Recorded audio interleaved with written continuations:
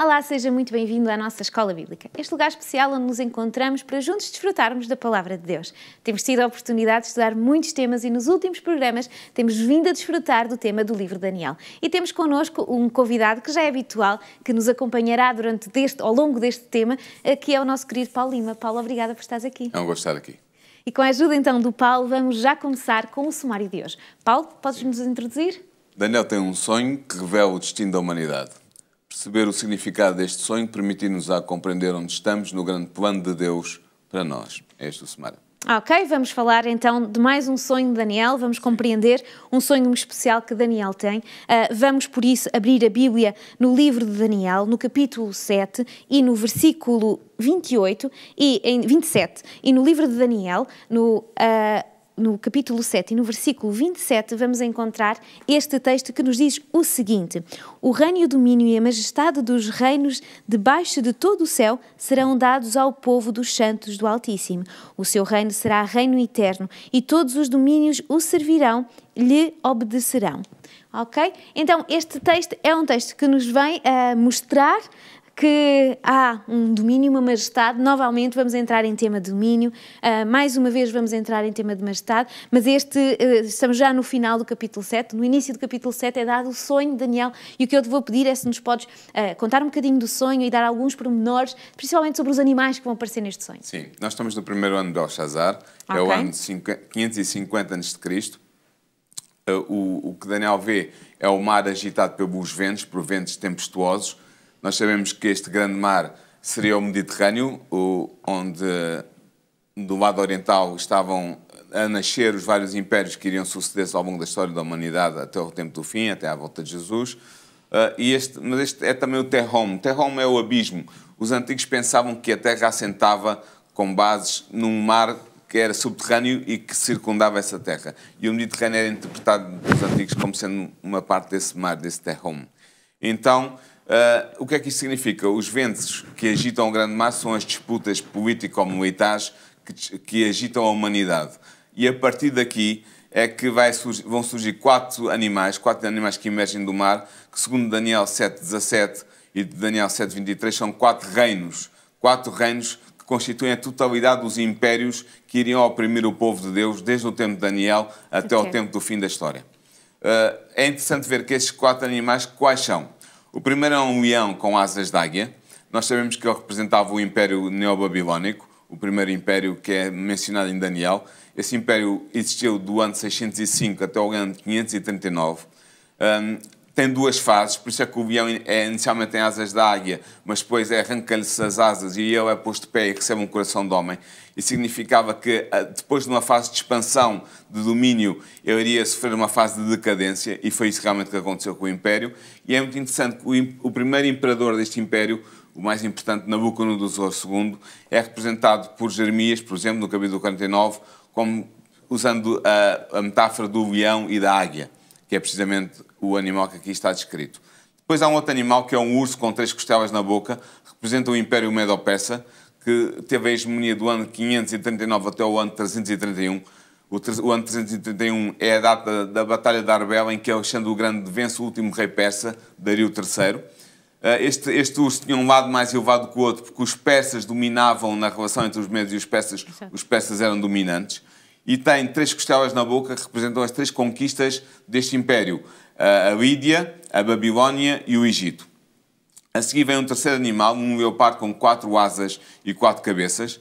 Representa o Império Grego-Macedónio, que teve a hegemonia do ano 331 até o ano 146. Este ano é o ano da anexação da Macedónia pelo Império Romano.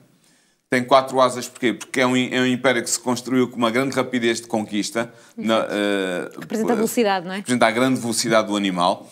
E tem 4 cabeças porque esse império dividiu-se em 4 reinos. Os reinos dos diádocos, os 4 diádocos: Cassandro, que ficou com a Grécia e a Macedónia; Ptolomeu, que ficou com o Egito; Seleuco, que ficou com a Síria e a Babilónia; e Lisima, que ficou com a Trácia e com a Ásia Menor. Isto depois da Batalha de Ipsos, no ano 301 da nossa era. Portanto, o Império de Alexandre dividiu-se em 4 a partir do ano 301. Finalmente, o quarto animal é um animal temível e terrível, não é descrito, é indescritível, e representa o Império Romano, que teve a hegemonia no Império na parte oriental do Mediterrâneo, do ano 146 a.C. até o ano 476 depois de Cristo. Esta última data é a data do último imperador, Rómulo Augusto, que é deposto por Odoacro, um general germânico bárbaro.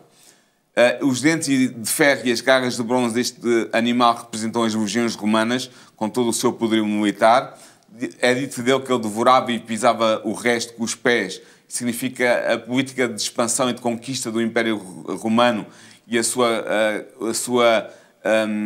o seu domínio sobre os povos conquistados, um domínio duro, um domínio de ferro, férreo. E é dito que ele é diferente de todos os outros animais. Porquê? Porque era uma república.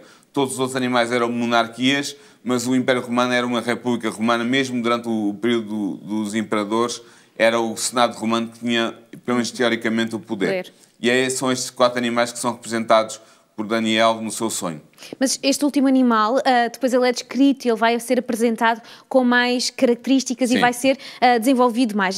Neste animal terrível vai-lhe aparecer 10 chifres. Sim. E vai aparecer uma ponta pequenina que depois vai ter um papel preponderante. Exato. Podes-nos explicar um bocadinho mais ou poder-nos ajudar a compreender o significado destes chifres e em especial desta ponta pequenita? Sim, os 10 chifres...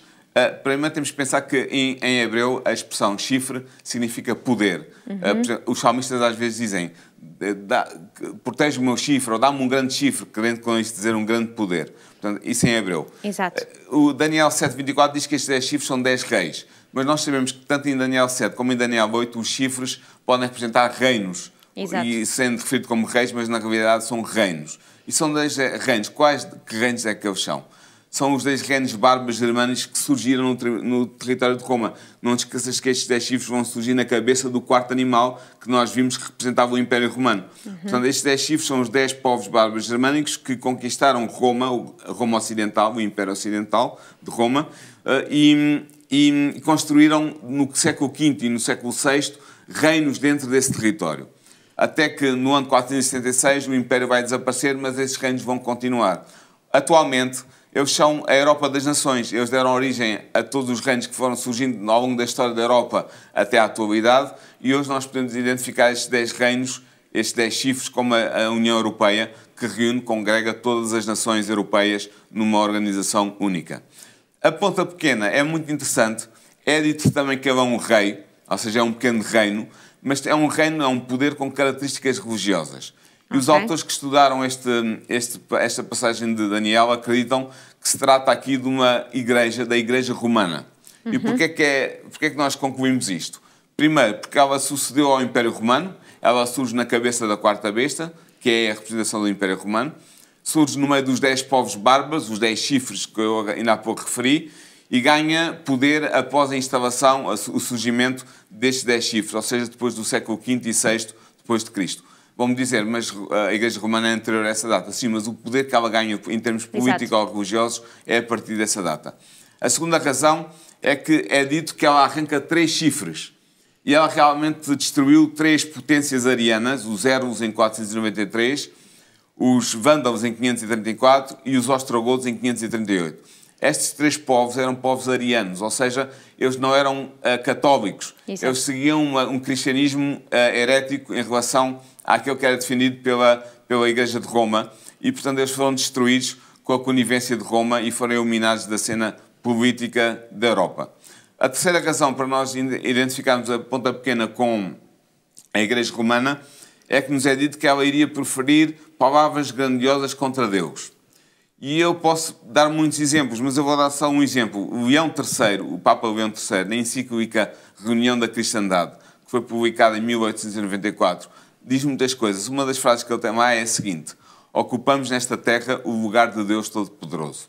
Okay. Isto é algo muito forte para se dizer. Usurpar o lugar de Deus. Além disso, o Papa, em geral, identifica sempre como o vigário de Cristo. Exatamente. Eles são o representante de Cristo na terra do ponto de vista deles. Embora a Escritura Sagrada nos diga que o representante de Cristo é o Espírito Santo. Exato. O próprio Cristo diz isso no Evangelho de João. Mas eles atribuem a si mesmo a representação de Cristo na terra.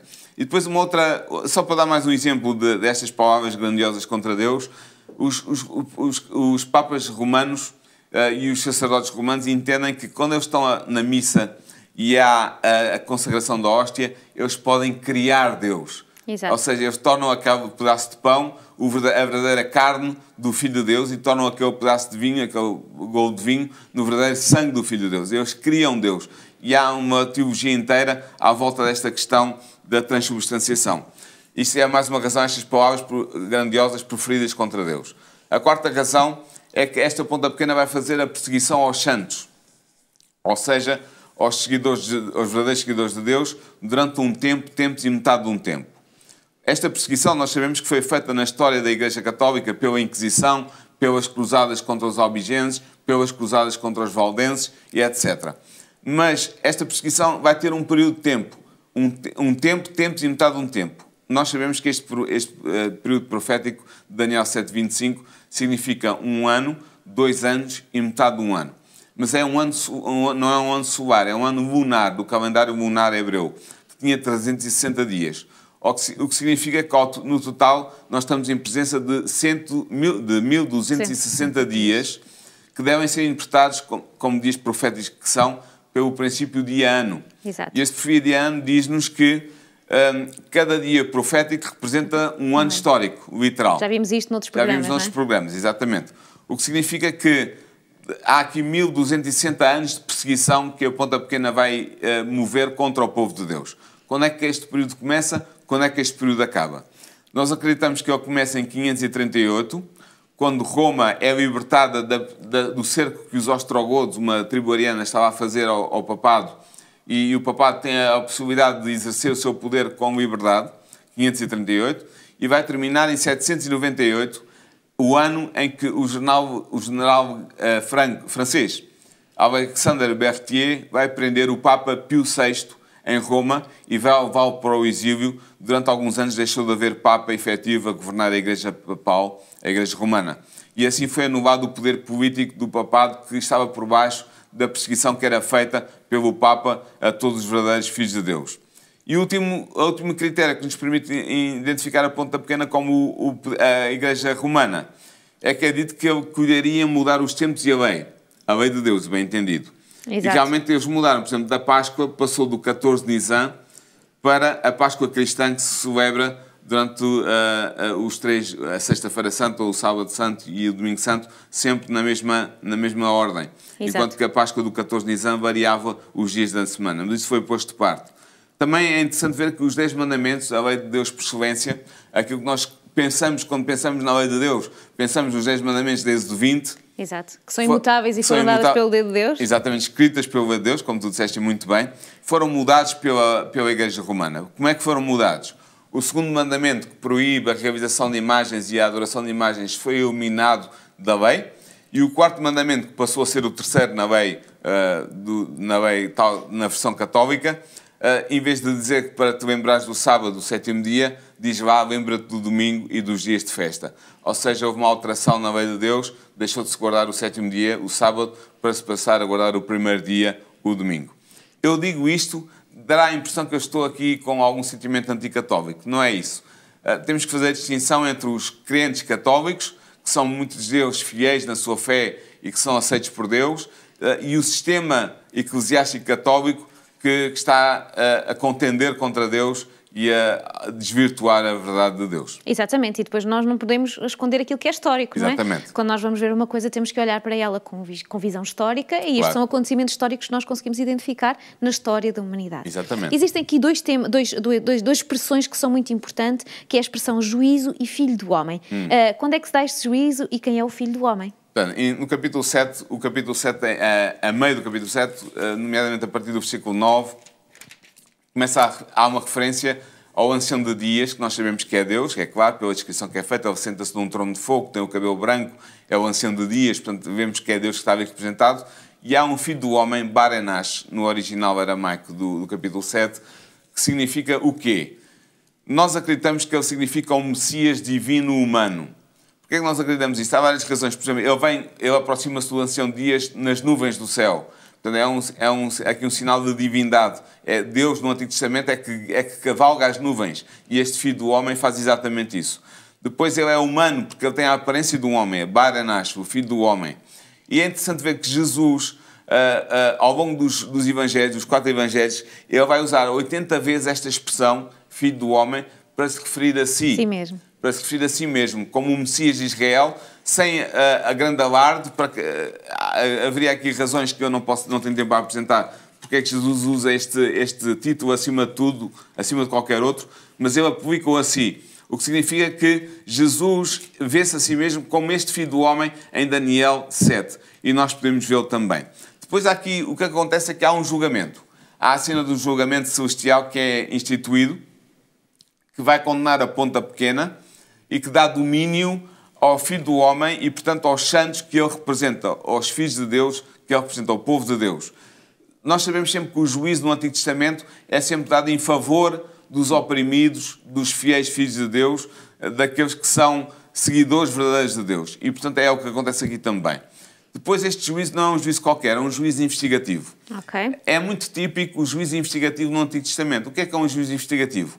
É quando há um pecado, Deus vai investigar o que é que está a acontecer e depois toma uma decisão e aplica uma sentença, que é a sentença do juízo. Nós temos, por exemplo, isso no caso de Sodoma. No caso de Sodoma havia pecados graves naquela cidade. Deus desce na pessoa do seu filho com mais 2 anjos e vai informar a Abraão de que vai investigar Sodoma e vai julgá-la. E depois da investigação há o juízo que é aplicado e Sodoma é destruída. Esta sequência, pecado, investigação, juízo, acontece em muitos outros exemplos do Antigo Testamento e está a acontecer exatamente aqui. Como é que nós sabemos que é um juízo investigativo? Porque os livros são examinados, abrem-se os livros do céu, que têm os registros de todas as ações dos seres humanos. Depois, porque é necessário que haja um juízo investigativo para determinar quem será salvo e quem não será antes da segunda vinda de Jesus e, portanto, quem é que estará na primeira ressurreição, que é a ressurreição dos justos. Logo, tem que ser ajuizado antes da segunda vinda, porque é o momento da ressurreição dos justos. E depois há ainda a necessidade de um juízo, porque a ponta pequena está ativa na terra e é nesse momento, durante esse processo, portanto, pelo menos durante os 1260, após os 1260 anos, que será o lugar para acontecer esse juízo. Exato. Porquê? Porque é o período em que o domínio político ou religioso da ponta pequena, da Igreja Romana, vai terminar e vai haver um intervalo. Nós sabemos que Daniel 8, no versículo 14, vai-nos dar a data exata deste juízo. Nós aqui em Daniel 7 só sabemos que o juízo tem que acontecer depois dos 1260 anos do domínio papal terminarem, ou seja, depois de 1798. Agora, quem é que vai ser julgado? O veredito é dado a favor do povo de Deus e a ponta pequena vê o seu poder anulado por Deus e que será definitivamente anulado na segunda vinda de Jesus. Portanto, este juízo é importante porque a partir dele o Filho do Homem recebe o reino, o Messias recebe o reino, o direito a reinar com os santos após o fim do juízo, que será na segunda vinda de Jesus. Ok, então, tirando só assim rapidamente, temos estes animais que representam um período de tempo, depois destes animais vemos este último animal que vemos que tem umas características especiais. Sim. E vemos que dentro destes chifres todos vai haver uma ponta pequena que vai ser aquele que vai ter preponderância até pouco antes da volta de Jesus. Exatamente. E durante este tempo, entre o final da força potencial dele, há um momento de apaziguação. Sim. E esse momento de apaziguação é quando este que nós estamos a ver, que é o Filho do Homem, não é? Sim. Este Filho do Homem vai estar a realizar um juízo, e um juízo à moda de Deus, não à moda humana. Exatamente. Que é um juízo que é investigativo. Exatamente. Então, estamos aqui a chegar ao momento, no momento em que nós estamos a viver, não é? Sim. Hoje podemos ver, não vimos até ao momento em que Jesus volta, mas Daniel vai nos mostrar até um pouco antes, e nesta profecia até um pouco antes. Sim. Dessa volta. E nós vamos continuar a estudar, vamos entrar nos capítulos a seguir e vamos ver como Deus nos vai explicar cada um destes pormenores. Sim. Mas com esta informação tudo que deste, e que eu agora tentei assim rapidamente sintetizar, a minha pergunta é de sempre: como é que nós podemos aprender fazendo? O que é que isto nos pode, desde já, ensinar, e o que é que nós podemos aprender com esta profecia? Este capítulo ensina-nos que a fé cristã tem um fundamento, e esse fundamento é a profecia. E essa profecia confirma a inspiração bíblica. Quando nós vemos a profecia com milhares de anos ser realizada à nossa frente, diante dos nossos olhos, nós temos fé na palavra de Deus. Essa é uma lição. Outra lição é que Deus controla a história. Controla a história sacra e a história profana. E quando as duas estão misturadas, também é controlada por Deus. Deus sabe o que é que vai acontecer e disse-nos com antecedência nestas profecias de Daniel. Depois, nós também sabemos que o reino de Deus vai ser certamente instaurado depois do fim do juízo investigativo e que os crentes, os verdadeiros crentes, terão parte nele, está ao alcance de cada um de nós fazer parte desse reino, se nós aceitarmos Jesus como nosso Salvador e Deus como o nosso Senhor. E por último, se nós estivermos ao lado de Jesus, nós não temos que temer o juízo investigativo, porque teremos o melhor advogado que se pode ter. Obrigada com este convite a aceitar e a confiar no nosso Deus, que conhece todos os pormenores até o último dia. Terminamos o programa de hoje. Queremos continuar a estudar sobre Daniel, sobre a Bíblia, sobre a profecia e queremos contar consigo já no próximo programa. Encontramos-nos até lá.